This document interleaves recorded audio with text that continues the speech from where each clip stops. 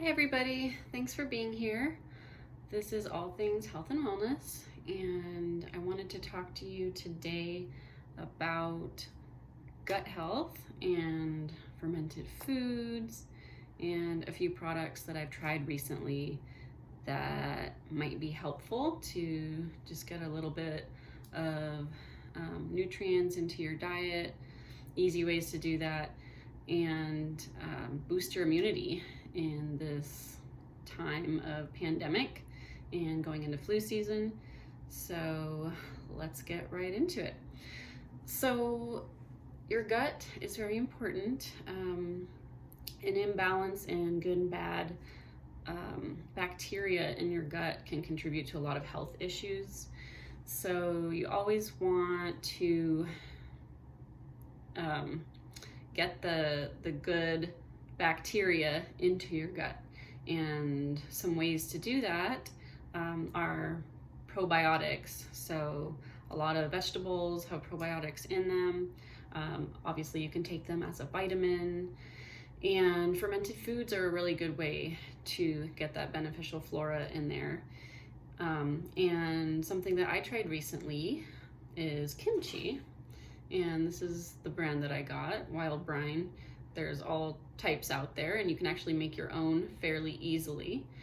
But it's basically a spicy sauerkraut. So if you've had sauerkraut or like sauerkraut, it's just a spicier version of that. And sauerkraut is just cabbage that goes through the fermentation process. So this is pretty simple. It has Napa cabbage, green onion, sea vegetable, chili pepper, sea salt, sesame seeds, garlic, and ginger. So that's it. I wasn't sure if I was gonna like it, but it's actually really tasty. And as you can see, I've eaten quite a bit. So that's something, if you haven't tried before, you can give it a try. Some other fermented foods that you can try.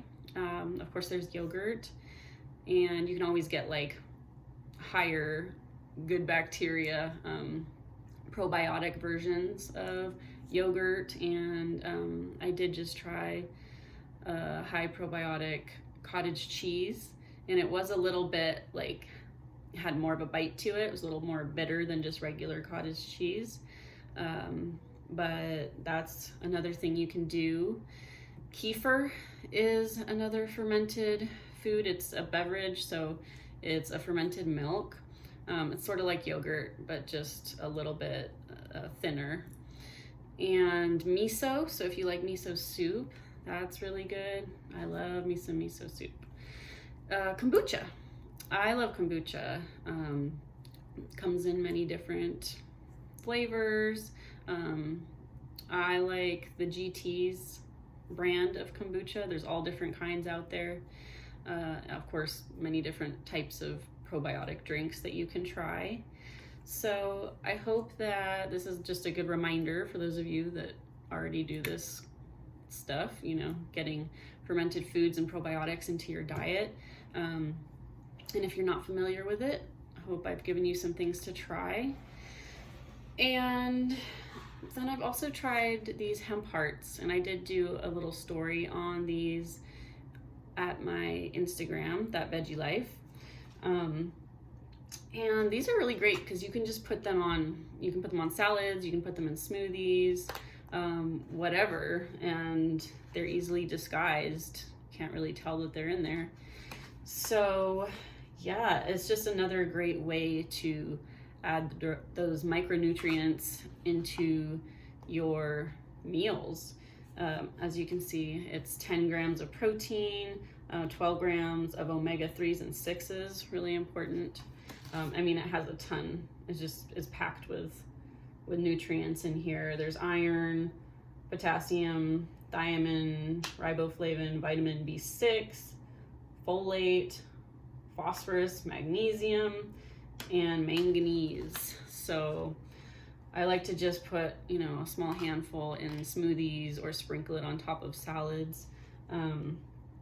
And yeah, I've been learning about magnesium and how important that can be for sleep. I'll do another video on sleep in general.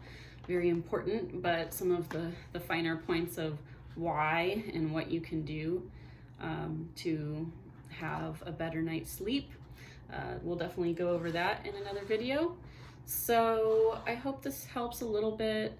Just remind you that there are things that you can do that are really easy. It doesn't have to disrupt your entire lifestyle, or you don't have to change your diet completely to just add in more nutrients and boost your immune system. So thanks for being here. See you next time.